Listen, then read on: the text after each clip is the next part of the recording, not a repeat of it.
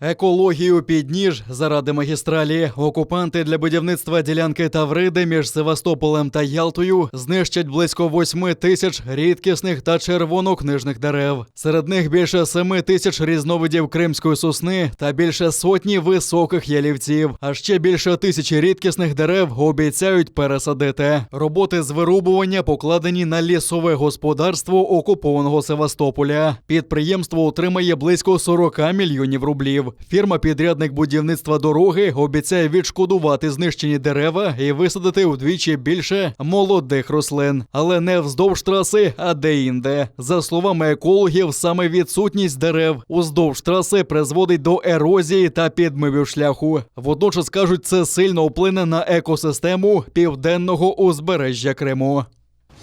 В нынешних условиях деревья во всем мире недооцениваются. Оно и пылезащитное мероприятие выполняет. Допустим, в нынешние времена пандемии, когда человек испытывает легочные проблемы,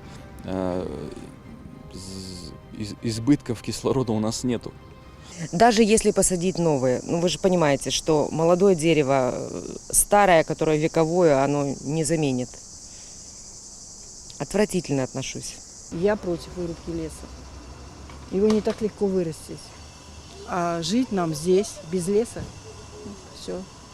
Здесь и так экология нарушена. Потому что поменялся климат у нас. Я думаю, это из-за этого поменялся. Ветра. Раньше ветров таких не было. Конечно, плохо.